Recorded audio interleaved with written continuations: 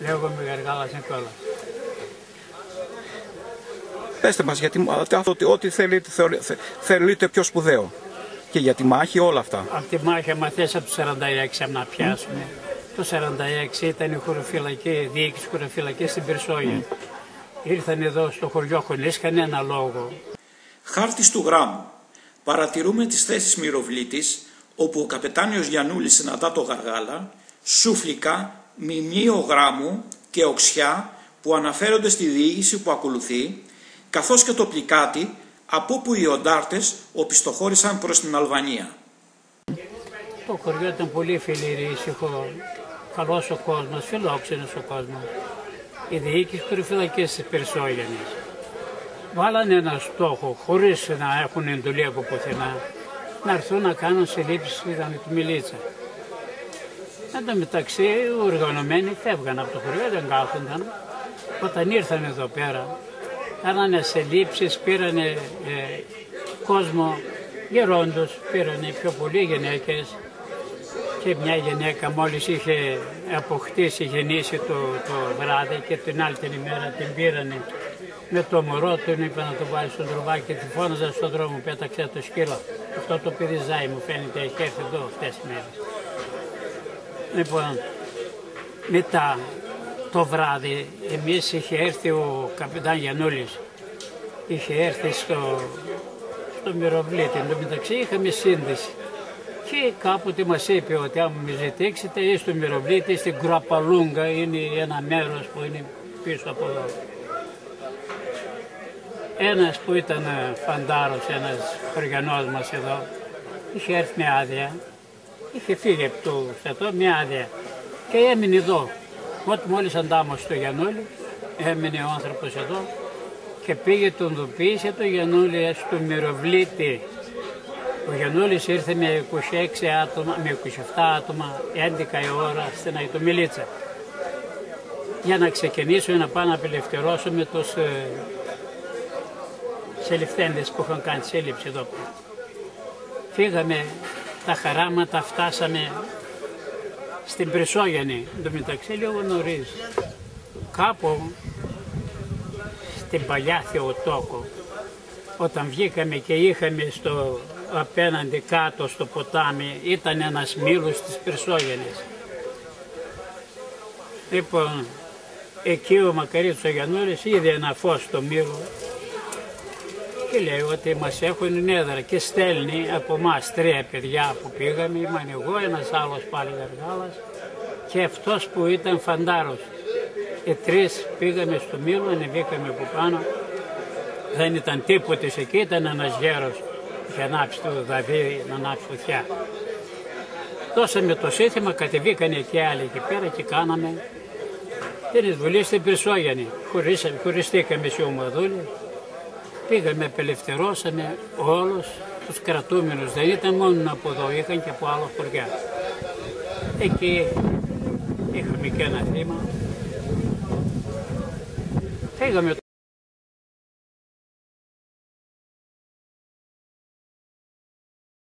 Το απόγευμα πήραμε κάμω σαλάχαρα, τα φέραμε εδώ πάνω. Μετά ήρθε μια ταξιαρχία από την Γόνιτσα και μια ταξιαρχία από την Μακεδονία, από την Καστοριά.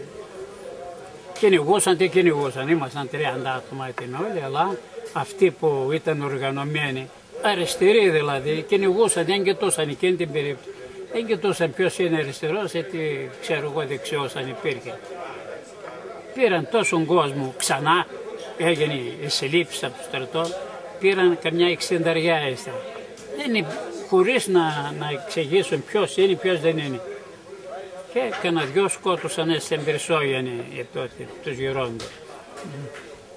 Λοιπόν, πήγαμε πίσω στην Σούφλικα, λέγεται ένα σημείο.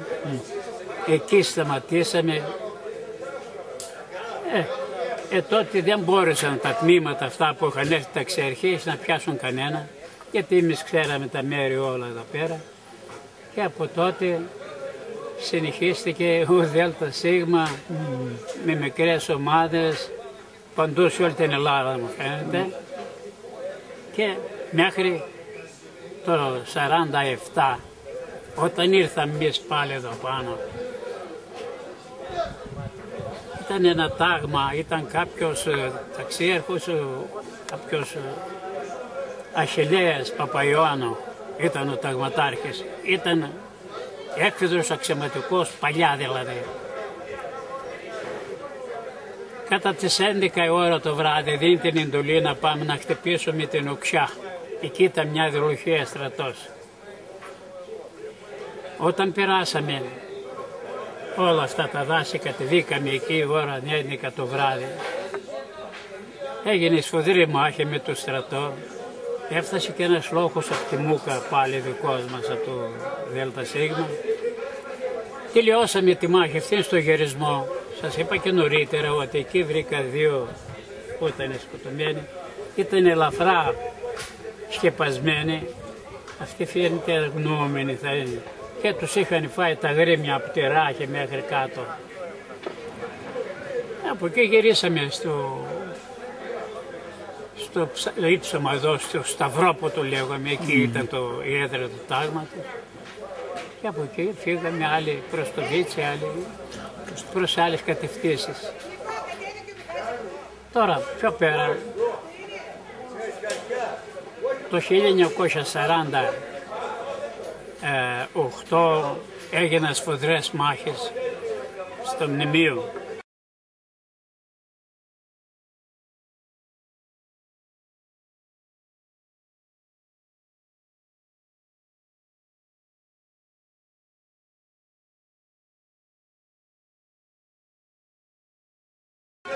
Το 49 τα ίδια, το 48 μάλλον, έγινε και στο 2520. Εκεί είχα έναν αδερφό που κράτησε εκεί με 10 άτομα ένα τάγμα στρατό, με 2 πουλιβόλα. Δεν μπόρεσε να περάσει ο στρατός. Έγινε ύστερα προς τα πάνω στο 2500. Έγινε μια σκληρή μάχη, που ήταν λίγοι δικοί μας. Ήταν το 48. Άλλη μια μάχη γερή είχε γίνει στο Βίτσι.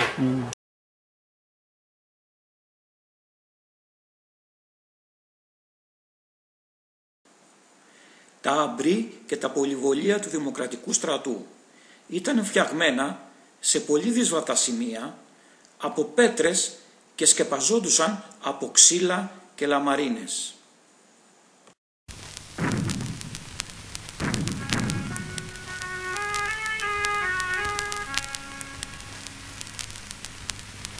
Служи два товарища, ага. Служи два товарища, ага. Служили два товарища в одном и тем полке. Служили два товарища. Στη σχολή του Δημοκρατικού Στρατού. Στη σχολή του Δημοκρατικού Στρατού. Είχαμε τσέχικα πρώτα, ύστερα πήραμε κάτι ολμοβόλα ρώσικα.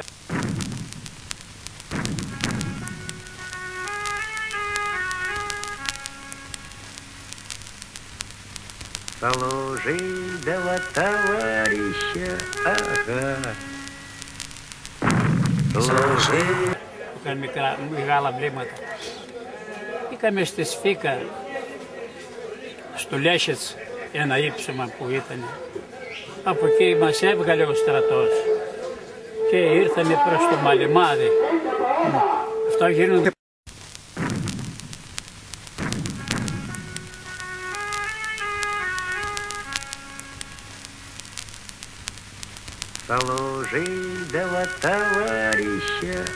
Πάει στη Σφίκα. Από τη Σφίκα ήταν σχεδόν αρχές Αυγούστου όταν ήμασταν στη Σφίκα. Το 49. Μετά τις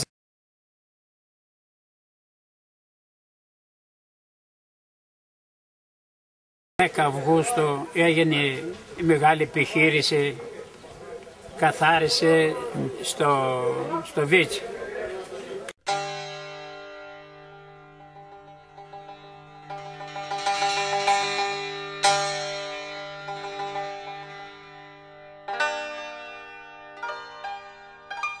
Ο Πρισός που τον στρατό. Ναι. Ρίχνανε βαρέλια με βενζίνη και καίγονταν ο τόπος στα δάση εκείνη την περίπτωση. Napalm, a feature of that war, these scenes taken from US archives now more than 30 years old.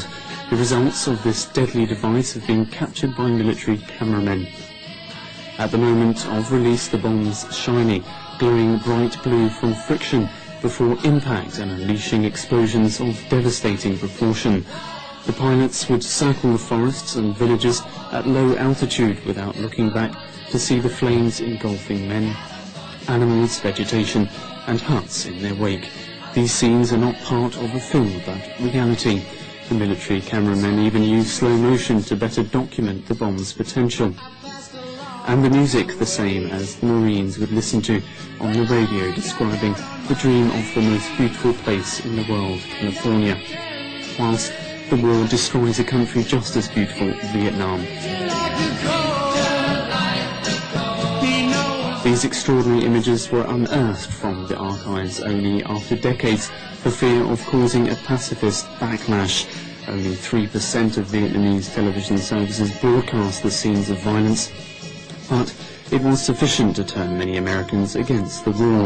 The United Nations in 1980, just after the horrendous images, banned the use of napalm gas against civilians.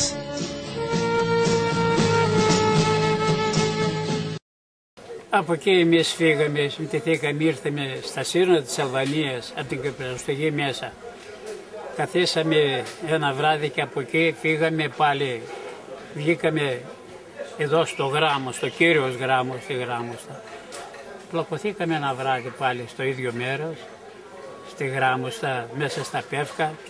Από εκεί ξεκινήσαμε πάλι ξανά και κατεβήκαμε στο Πλικάτι.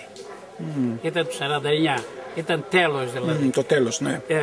Το 49 στο Πλικάτι, στη Βάρβα, ήμασταν στα σύνορα της Αλβανίας.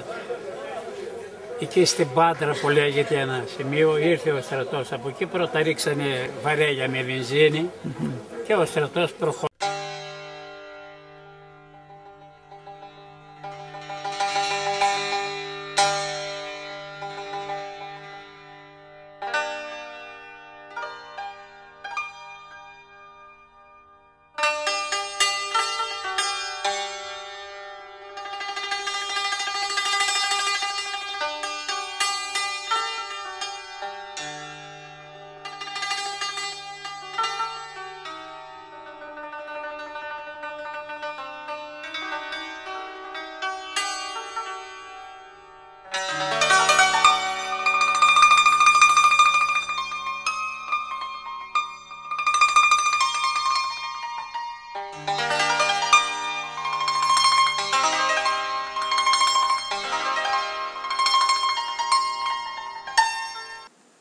Τα θράσματα αυτά, τα φτιαγμένα από ειδικό αντιοξυδωτικό κράμα μετάλλων, φέρουν και την ημερομηνία παραγωγής που είναι 3 του 45.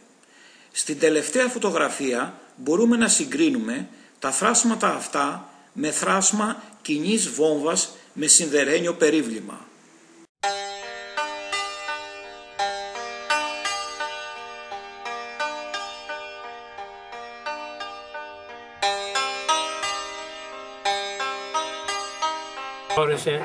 Προς την πλευρά που ήμασταν εμείς η Βρουσερά, Αλβανία, τα σύνορα με την Αλβανία. Από εκεί δόθηκε μια εντολή να μπούμε στην Αλβανία.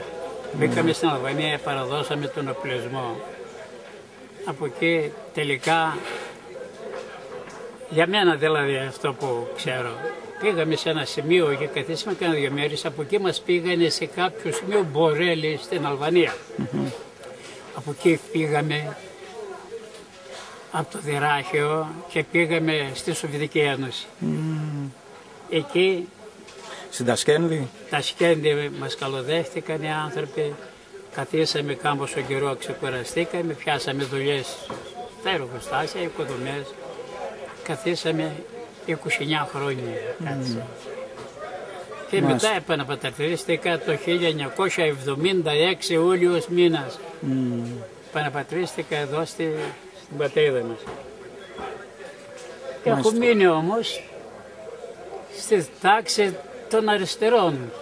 Βέβαια. Δεν έχω αλλάξει, αλλά δεν έχω και καμιά αντίρρηση όπου ανήκει ο καθένας, σε όποιο κόμμα, γιατί σήμερα έχουμε ειρηνική συνύπαρξη, μπορεί με το κοινοβούλιο να μπορέσει να δουλέψει ο άλλος, ξέρω εγώ, να αναδείξουν το κόμμα τους. Και μέχρι σήμερα, ό,τι μπορώ να βοηθήσω, δηλαδή, γίνονται κάτι διαδηλώσεις που ζητάει ο καθένας τώρα, το δίκαιο δηλαδή. Πηγαίνω, παίρνω μέρος ακόμα σε αυτές τις διαδηλώσεις. Γιατί είναι χρέος δηλαδή, εμείς κάναμε έναν αγώνα. Βέβαια, μπράβο σας, βέβαια, ναι. Δεν πήγαμε να κερδίσουμε τίποτα. Για το καλό του λαού. Ναι. Για ένα ψωμάκι. Να ζητήσει ένα ψωμάκι, να έχει μια δουλίτσα ο άλλος του χέρι. Μόνο γι' αυτό. Δεν πήγαμε να κερδίσουμε τίποτα, είτε να αρπάξουμε κάποιον και να το πάρουμε για μας. Όχι τέτοια πράγματα. Και ακόμα συνεχίζουμε να ζητάμε το δίκαιο δηλαδή.